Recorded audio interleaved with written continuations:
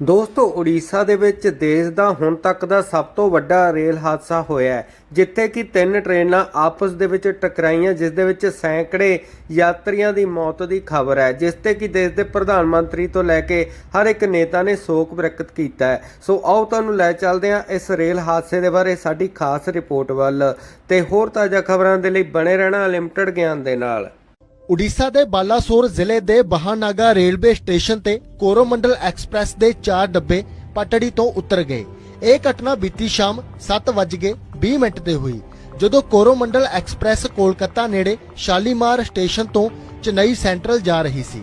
ਜਾਣਕਾਰੀ ਮੁਤਾਬਿਕ ਹਾਵੜਾ ਜਾ ਰਹੀ 12864 ਬੈਂਗਲੁਰੂ ਹਾਵੜਾ ਸੁਪਰਫਾਸਟ ਐਕਸਪ੍ਰੈਸ ਦੇ ਕਈ ਡੱਬੇ ਬਹਾਨਾਗਾ ਬਾਜ਼ਾਰ ਵਿੱਚ ਪਟੜੀ ਤੋਂ ਉਤਰ ਗਏ ਅਤੇ ਦੂਜੇ ਟਰੈਕ ਤੇ ਡਿੱਗ ਪਏ।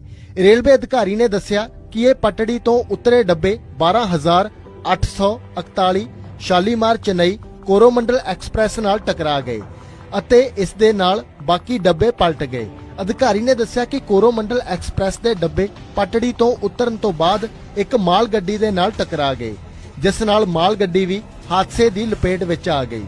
ਦੱਸ ਦਈਏ ਕਿ 3 ਟ੍ਰੇਨਾਂ ਇਸ ਹਾਦਸੇ ਦਾ ਸ਼ਿਕਾਰ ਹੋਈਆਂ ਨੇ, ਜਿਨ੍ਹਾਂ ਦੇ ਵਿੱਚ 230 ਤੋਂ ਵੱਧ ਲੋਕਾਂ ਦੀ ਮੌਤ ਹੋ ਗਈ, ਜਦਕਿ 900 ਤੋਂ ਵੱਧ ਲੋਕ ਜ਼ਖਮੀ ਦੱਸੇ ਜਾ ਰਹੇ ਨੇ।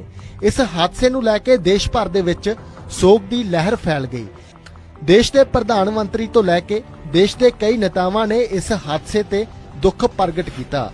ਹਾਦਸੇ ਦੀ ਗੰਭੀਰਤਾ ਨੂੰ ਦੇਖਦੇ ਹੋਏ ਪ੍ਰਧਾਨ ਮੰਤਰੀ ਨੇ ਪ੍ਰੋਗਰਾਮਾਂ ਦੇ ਵਿੱਚ ਬਦਲਾਅ ਕੀਤੇ ਨੇ।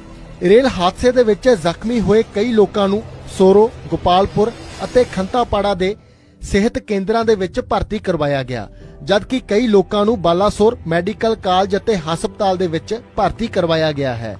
ਉੜੀਸਾ ਦੇ ਮੁੱਖ ਸਕੱਤਰ ਪ੍ਰਦੀਪ ਜੈਨਾ ਨੇ ਦੱਸਿਆ ਕਿ ਐਨਡੀਆਰਐਫ ਅਤੇ ਐਸਡੀਆਰਐਫ ਦੀਆਂ ਟੀਮਾਂ ਮੌਕੇ ਤੇ ਮੌਜੂਦ ਨੇ।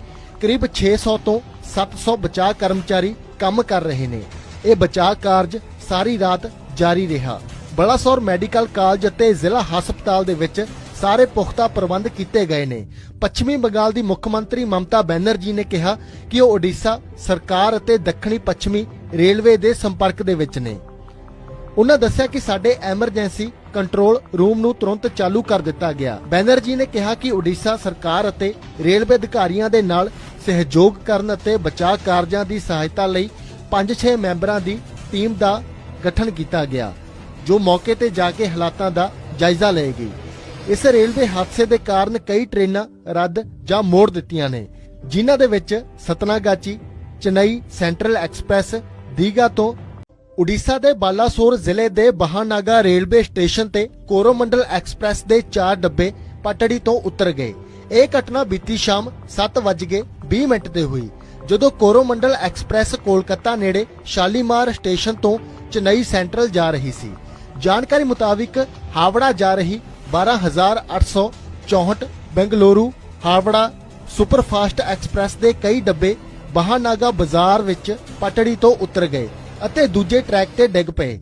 ਰੇਲਵੇ ਅਧਿਕਾਰੀ ਨੇ ਦੱਸਿਆ ਕਿ ਇਹ ਪਟੜੀ ਤੋਂ ਉਤਰੇ ਡੱਬੇ 12841 ਸ਼ਾਲੀਮਾਰ ਚੇਨਈ ਕੋਰੋਮੰਡਲ ਐਕਸਪ੍ਰੈਸ ਨਾਲ ਟਕਰਾ ਗਏ ਅਤੇ ਇਸ ਦੇ ਨਾਲ ਬਾਕੀ ਡੱਬੇ ਪਲਟ ਗਏ। ਅਧਿਕਾਰੀ ਨੇ ਦੱਸਿਆ ਕਿ ਕੋਰੋਮੰਡਲ ਐਕਸਪ੍ਰੈਸ ਦੇ ਡੱਬੇ ਪਟੜੀ ਤੋਂ ਉਤਰਨ ਤੋਂ ਬਾਅਦ ਇੱਕ ਮਾਲ ਗੱਡੀ ਦੇ ਨਾਲ ਟਕਰਾ ਗਏ, ਜਿਸ ਨਾਲ ਮਾਲ ਗੱਡੀ ਵੀ ਹਾਦਸੇ ਦੀ ਲਪੇਟ ਵਿੱਚ ਆ ਗਈ। ਦੱਸ ਦਈਏ ਕਿ 3 ਟ੍ਰੇਨਾਂ ਇਸ ਹਾਦਸੇ ਦਾ ਸ਼ਿਕਾਰ ਹੋਈਆਂ ਨੇ, ਜਿਨ੍ਹਾਂ ਦੇ ਵਿੱਚ 230 ਤੋਂ ਵੱਧ ਲੋਕਾਂ ਦੀ ਮੌਤ ਹੋ ਗਈ, ਜਦਕਿ 900 ਤੋਂ ਵੱਧ ਲੋਕ ਜ਼ਖਮੀ ਦੱਸੇ ਜਾ ਰਹੇ ਨੇ। ਇਸ ਹਾਦਸੇ ਨੂੰ ਲੈ ਕੇ ਦੇਸ਼ ਭਰ ਦੇ ਵਿੱਚ ਸੋਗ ਦੀ ਲਹਿਰ ਫੈਲ ਗਈ। ਦੇਸ਼ ਦੇ ਪ੍ਰਧਾਨ ਮੰਤਰੀ ਤੋਂ ਲੈ ਕੇ ਦੇਸ਼ ਦੇ ਕਈ ਨੇਤਾਵਾਂ ਨੇ ਇਸ ਹਾਦਸੇ ਤੇ ਦੁੱਖ ਪ੍ਰਗਟ ਕੀਤਾ। ਹਾਦਸੇ ਦੀ ਗੰਭੀਰਤਾ ਨੂੰ ਦੇਖਦੇ ਹੋਏ ਪ੍ਰਧਾਨ ਮੰਤਰੀ ਨੇ ਪ੍ਰੋਗਰਾਮਾਂ ਦੇ ਵਿੱਚ ਬਦਲਾਅ ਕੀਤੇ ਨੇ। ਰੇਲ ਹਾਦਸੇ ਦੇ ਵਿੱਚ ਜ਼ਖਮੀ ਹੋਏ ਕਈ ਲੋਕਾਂ ਨੂੰ ਸੋਰੋ, ਗੋਪਾਲਪੁਰ ਅਤੇ ਖੰਤਾਪਾੜਾ ਦੇ ਸਿਹਤ ਕੇਂਦਰਾਂ ਦੇ ਵਿੱਚ ਭਰਤੀ ਕਰਵਾਇਆ ਗਿਆ, ਜਦਕਿ ਕਈ ਲੋਕਾਂ ਨੂੰ ਬਾਲਾਸੋਰ ਮੈਡੀਕਲ ਕਾਲਜ ਅਤੇ ਹਸਪਤਾਲ ਦੇ ਵਿੱਚ ਭਰਤੀ ਕਰਵਾਇਆ ਗਿਆ ਹੈ। ਉੜੀਸਾ ਦੇ ਮੁੱਖ ਸਕੱਤਰ ਪ੍ਰਦੀਪ ਜੈਨਾ ਨੇ ਦੱਸਿਆ ਕਿ ਐਨਡੀਆਰਐਫ ਅਤੇ ਐਸਡੀਆਰਐਫ ਦੀਆਂ ਟੀਮਾਂ ਮੌਕੇ ਤੇ ਮੌਜੂਦ ਨੇ। ਕਰੀਬ 600 ਤੋਂ 700 ਬਚਾਅ ਕਰਮਚਾਰੀ ਕੰਮ ਕਰ ਰਹੇ ਨੇ। ਇਹ ਬਚਾਅ ਕਾਰਜ ਸਾਰੀ ਰਾਤ ਜਾਰੀ ਰਿਹਾ। ਬਾਲਾਸੋਰ ਮੈਡੀਕਲ ਕਾਲਜ ਅਤੇ ਜ਼ਿਲ੍ਹਾ ਹਸਪਤਾਲ ਦੇ ਵਿੱਚ ਸਾਰੇ ਪੁਖਤਾ ਪ੍ਰਬੰਧ ਕੀਤੇ ਗਏ ਨੇ। ਪੱਛਮੀ ਬੰਗਾਲ ਦੀ ਮੁੱਖ ਮੰਤਰੀ ਮਮਤਾ ਬੈਨਰਜੀ ਨੇ ਕਿਹਾ ਕਿ ਉਹ ਓਡੀਸ਼ਾ ਸਰਕਾਰ ਅਤੇ ਦੱਖਣੀ ਪੱਛਮੀ ਰੇਲਵੇ ਦੇ ਸੰਪਰਕ ਦੇ ਵਿੱਚ ਨੇ। ਉਹਨਾਂ ਦੱਸਿਆ ਕਿ ਸਾਡੇ ਐਮਰਜੈਂਸੀ ਕੰਟਰੋਲ ਰੂਮ ਨੂੰ ਤੁਰੰਤ ਚਾਲੂ ਕਰ ਦਿੱਤਾ ਗਿਆ। ਬੈਨਰਜੀ ਨੇ ਕਿਹਾ ਕਿ ਓਡੀਸ਼ਾ ਸਰਕਾਰ ਅਤੇ ਰੇਲਵੇ ਅਧਿਕਾਰੀਆਂ ਦੇ ਨਾਲ ਸਹਿਯੋਗ ਕਰਨ ਅਤੇ ਬਚਾਅ ਕਾਰਜਾਂ ਦੀ ਸਹਾਇਤਾ ਲਈ 5-6 ਮੈਂਬਰਾਂ ਦੀ ਟੀਮ ਦਾ ਗਠਨ ਕੀਤਾ ਗਿਆ, ਜੋ ਮੌਕੇ ਤੇ ਜਾ ਕੇ ਹਾਲਾਤਾਂ ਦਾ ਜਾਇਜ਼ਾ ਲਏਗੀ। ਇਸ ਰੇਲਵੇ ਹਾਦਸੇ ਦੇ ਕਾਰਨ ਕਈ ਟ੍ਰੇਨਾਂ ਰੱਦ ਜਾਂ ਮੋੜ ਦਿੱਤੀਆਂ ਨੇ, ਜਿਨ੍ਹਾਂ ਦੇ ਵਿੱਚ ਸਤਨਾਗਾਚੀ, ਚੇਨਈ ਸੈਂਟਰਲ ਐਕਸਪ੍ਰੈਸ, ਦੀਘਾ ਤੋਂ ਵਿਸ਼ਾਖਾਪਟਨਮ ਅਤੇ ਹੋਰ ਕਈ ਸ਼ਾਮਲ ਨੇ। ਕੇਂਦਰੀ ਰੇਲ ਮੰਤਰੀ ਅਸ਼ਵਨੀ ਵੈਸ਼ਨਵ ਨੇ ਓਡੀਸ਼ਾ ਰੇਲਵੇ ਹਾਦਸੇ ਲਈ ਮੁਆਵਜ਼ੇ ਦਾ ਐਲਾਨ ਕੀਤਾ। ਉਹਨਾਂ ਦੱਸਿਆ ਕਿ ਹਾਦਸੇ ਦੇ ਵਿੱਚ ਮਾਰੇ ਗਏ ਲੋਕਾਂ ਦੇ ਵਾਰਸਾਂ ਨੂੰ 10 ਲੱਖ ਰੁਪਏ ਅਤੇ ਗੰਭੀਰ ਜ਼ਖਮੀਆਂ ਨੂੰ 2 ਲੱਖ ਰੁਪਏ ਦਾ ਮੁਆਵਜ਼ਾ ਦਿੱਤਾ ਜਾਵੇਗਾ। ਇਸ ਦੇ ਨਾਲ ਹੀ ਉਹਨਾਂ ਨੇ ਦੱਸਿਆ ਕਿ ਜਿਨ੍ਹਾਂ ਯਾਤਰੀਆਂ ਦੇ ਮਾਮੂਲੀ ਸੱਟਾਂ ਲੱਗੀਆਂ ਨੇ ਉਹਨਾਂ ਨੂੰ 50,000 ਦਿੱਤੇ ਜਾਣਗੇ। ਉਡੀਸ਼ਾ ਦੇ ਬਾਲਾਸੋਰ ਜ਼ਿਲ੍ਹੇ ਦੇ ਬਹਾਨਾਗਾ ਰੇਲਵੇ ਸਟੇਸ਼ਨ ਤੇ ਕੋਰੋਮੰਡਲ ਐਕਸਪ੍ਰੈਸ ਦੇ 4 ਡੱਬੇ ਪਟੜੀ ਤੋਂ ਉਤਰ ਗਏ। ਇਹ ਘਟਨਾ ਬੀਤੀ ਸ਼ਾਮ 7:20 ਤੇ ਹੋਈ, ਜਦੋਂ ਕੋਰੋਮੰਡਲ ਐਕਸਪ੍ਰੈਸ ਕੋਲਕਾਤਾ ਨੇੜੇ ਸ਼ਾਲੀਮਾਰ ਸਟੇਸ਼ਨ ਤੋਂ ਚੇਨਈ ਸੈਂਟਰਲ ਜਾ ਰਹੀ ਸੀ। ਜਾਣਕਾਰੀ ਮੁਤਾਬਿਕ ਹਾਵੜਾ ਜਾ ਰਹੀ 12,864 ਬੈਂਗਲੁਰੂ ਹਾਵੜਾ ਸੁਪਰਫਾਸਟ ਐਕਸਪ੍ਰੈਸ ਦੇ ਕਈ ਡੱਬੇ ਬਹਾਨਾਗਾ ਬਾਜ਼ਾਰ ਵਿੱਚ ਪਟੜੀ ਤੋਂ ਉਤਰ ਗਏ ਅਤੇ ਦੂਜੇ ਟਰੈਕ ਤੇ ਡਿੱਗ ਪਏ।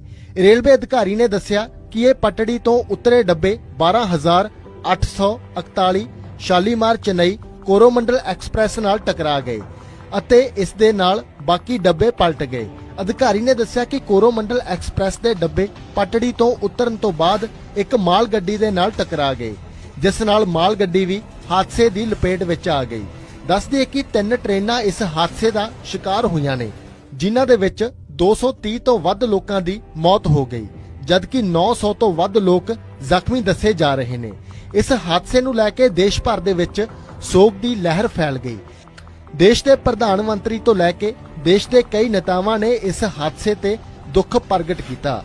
ਹਾਦਸੇ ਦੀ ਗੰਭੀਰਤਾ ਨੂੰ ਦੇਖਦੇ ਹੋਏ ਪ੍ਰਧਾਨ ਮੰਤਰੀ ਸੋ ਇਹ ਸੀ ਇਸ ਵੇਲੇ ਦੇ ਇੱਕ ਵੱਡੇ ਰੇਲ ਹਾਦਸੇ ਬਾਰੇ, ਜਿੱਥੇ ਕਿ 3 ਟ੍ਰੇਨਾਂ ਆਪਸ ਦੇ ਵਿੱਚ ਟਕਰਾਈਆਂ। ਖਾਸ ਰਿਪੋਰਟ ਜਿਵੇਂ ਹੀ ਇਸ ਬਾਰੇ ਕੋਈ ਹੋਰ ਅਪਡੇਟ ਸਾਹਮਣੇ ਆਉਂਦਾ ਹੈ, ਉਸੇ ਸਮੇਂ ਤੁਹਾਡੇ ਲਈ ਲਿਮਟਿਡ ਗਿਆਨ ਤੇ ਲੈ ਕੇ ਹਾਜ਼ਰ ਹੋਵਾਂਗੇ। ਇਸ ਲਈ ਲਗਾਤਾਰ ਬਣੇ ਰਹਿਣਾ ਲਿਮਟਿਡ ਗਿਆਨ ਦੇ ਨਾਲ। ਤੇ ਫਿਲਹਾਲ ਇੱਥੇ ਸਾਨੂੰ ਦਿਓ ਇਜਾਜ਼ਤ, ਮਿਲਦੇ ਹਾਂ ਜਲਦ। ਧੰਨਵਾਦ।